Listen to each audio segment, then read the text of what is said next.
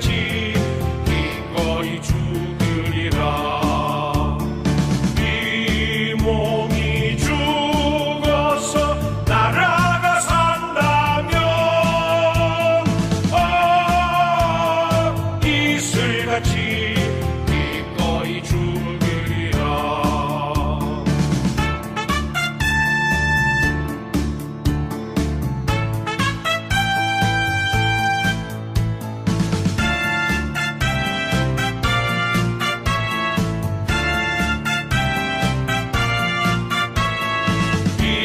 인생의 목숨은 조로와 같고 조국의 앞날이 양양하노라. 어찌 이렇게 거짓을 믿기는 이 몸이 그래서 이번에 죽어서 선거를 나라가 산다면 이슬같이 조선말 흥선대원군의 우리 민족끼리 살겠다라는 시대착오적인 쇄국 정책으로 대한민국은 근대화의 과정에서 낙오되었습니다. 그 결과 1910년 한일 병합이 되어 36년 동안 일본의 나라를 빼앗기게 되었습니다.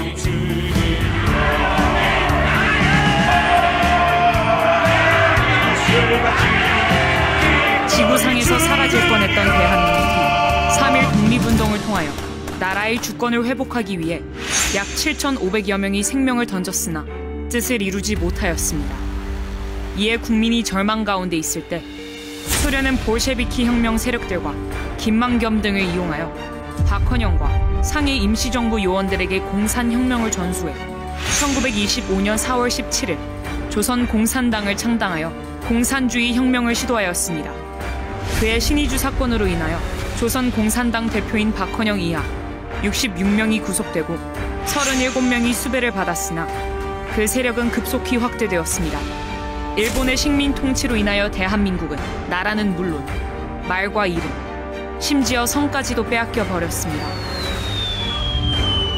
역사에서 사라질 지경에 이르렀을 때 미국이 1945년 8월 6일 히로시마, 8월 9일 나가사키에 원자탄을 투하함으로 기적 같은 해방을 맞이하게 되었습니다. 무정부 상태에 빠진 한반도는 어떠한 정치 체제를 선택하느냐를 놓고 미국과 소련, 민족 지도자들 사이에서 심각한 논쟁이 발생하였습니다. 그 당시 이승만은 미국에 있었고 김구는 중국 상해에 있었습니다. 그들이 귀국하기까지는 2달 이상의 시간이 소요되었고 미군은 오키나와에 주둔하고 있었습니다. 이 틈을 타 국내에 있던 박헌영은 이승만과 김구의 이름을 도용하여 1945년 9월 6일 전국에 147개 인민위원회를 조직하여 조선인민공화국을 선포하였고 무정부 상태 위에 정부 행세를 하였습니다.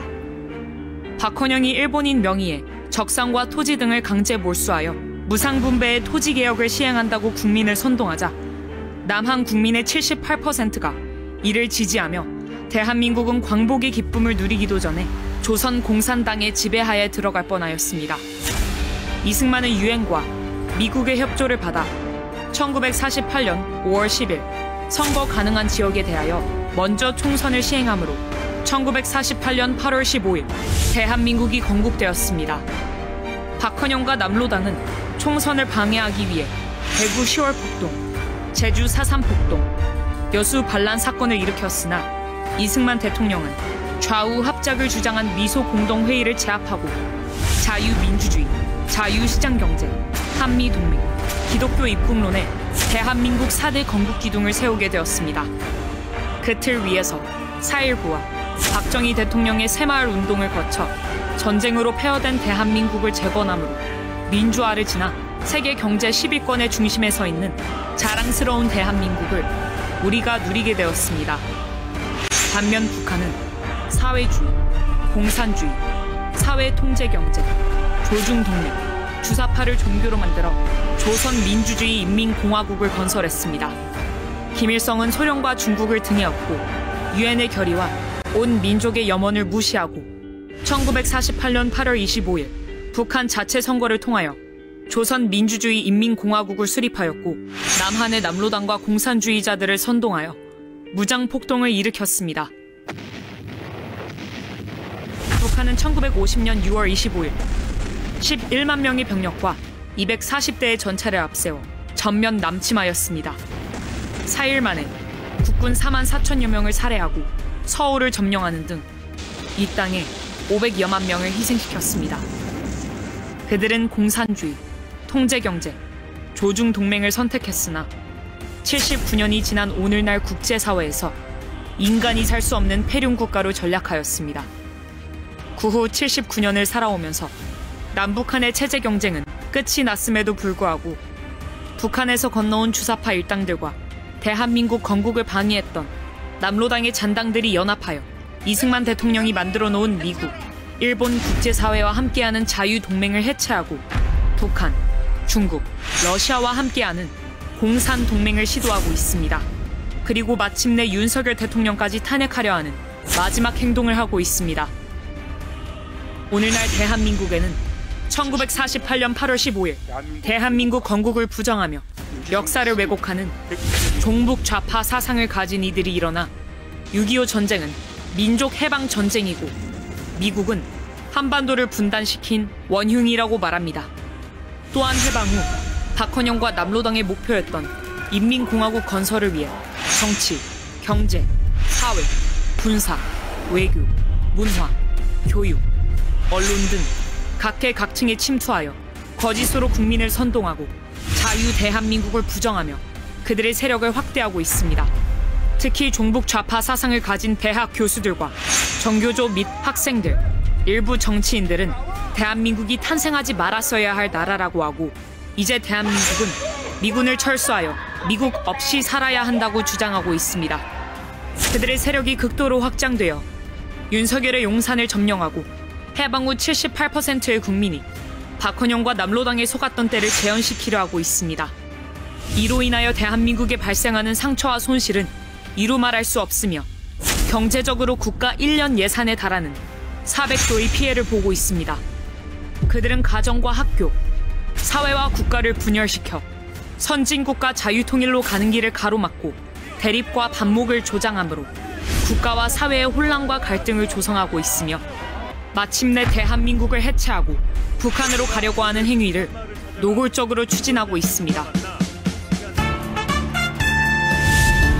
이제 우리는 79년의 대한민국 역사로 입증된 것을 거울 삼아 더 이상 한국 현대사의 거짓 논쟁으로 대한민국을 흔들지 못하게 해야 합니다. 박헌영과 남로당의 후예를 자처하는 주사파들은 자기 잘못을 역사 앞에 시인하고 참회하여서 조국 대한민국이 자유통일된 1등 국가가 되는 것에 적극적으로 협력해야 할 것입니다. 만일 주사파 일당들이 자신의 잘못된 주체 사상을 포기하지 않고 국민 속에 숨어 대한민국의 발전을 방해하며 주사파 운동을 계속한다면 대한민국은 결코 당신들을 좌시하지 않을 것입니다. 자유민주주의 체제를 위협하는 반국가 세력들이 곳곳에서 반역하고 있습니다. 폭력과 여론을 진전 선동으로 국민 분열을 꾀할 것입니다. 전 국민의 상정 의지를 높일 수 있는 방안을 꼭 강구해야 대한민국 국민 여러분, 대한민국이 자유통일과 세계 속의 선진국가가 되기 위해서는 문재인과 이재명을 속히 처벌하고 주사파를 척결하여 이승만 대통령이 만들어 놓은 헌법과 4대 건국 기둥을 바로 세워야 할 것입니다. 이 일을 진행하기 위하여 진통이 있을 수 있으며 걱정스러운 일도 일어날 수 있습니다. 그러나 우리는 반드시 한 뜻과 한 마음으로 뭉쳐 이를 극복해야 합니다.